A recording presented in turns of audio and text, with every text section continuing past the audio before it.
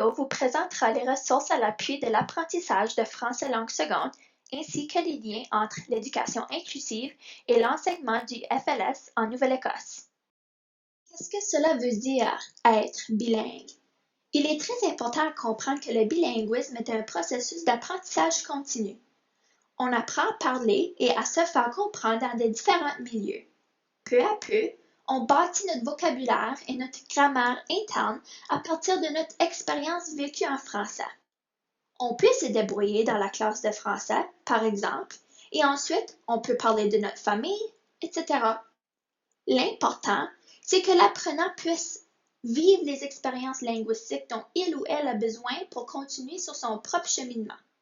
Pour l'enseignant, cela veut dire bien comprendre où l'apprenant se trouve dans son apprentissage pour intervenir et l'aider à faire le prochain pas. Selon notre politique de l'éducation inclusive, les écoles qui pratiquent l'éducation inclusive sont équitables et sensibles à la culture, à la langue et aux classes sociales. Elles sont dotées de structures, de pratiques et de processus centrés sur l'élève, adaptés et axés sur la collaboration. Comment peut-on bien savoir où l'apprenant se situe dans son apprentissage de français pour l'aider à passer à l'étape suivante du périple d'apprentissage? Nous avons plusieurs outils à notre disposition. Par exemple, on vous invite à visiter notre nouveau site web Quel est mon niveau de bilinguisme? La section Évaluation des compétences en français vous offre des modèles de comment identifier où se trouve l'apprenant dans son acquisition de français, ce qui aide à bien offrir des expériences d'apprentissage riches et propres à lui ou elle. Vous allez voir que les descripteurs de compétences pour les différents niveaux sont très utiles. Pour nos programmes d'immersion, il y a aussi d'excellents outils dans la section Ressources additionnelles à la page de français hors langagier sur le site curriculum.novascotia.ca. Dans cette section, on trouve les continuums de développement pour la lecture, l'écriture et la conscience phonologique. Pareil au modèle déjà mentionné, les continuums démontrent la progression d'apprentissage de compétences dans ces domaines de littératie.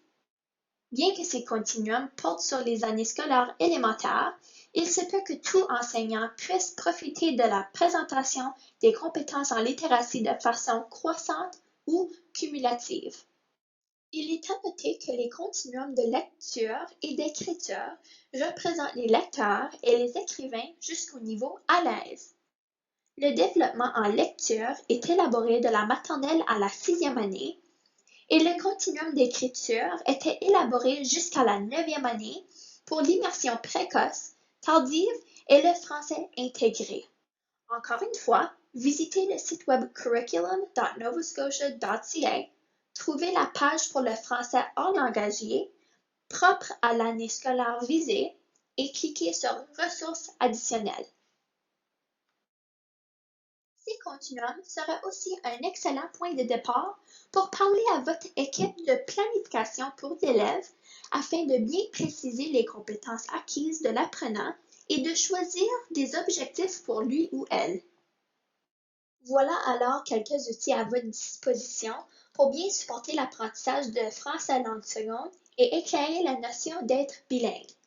Avec de tels outils, vous pouvez personnaliser l'enseignement pour chaque apprenant et effectuer le meilleur apprentissage possible pour que les apprenants connaissent la réussite.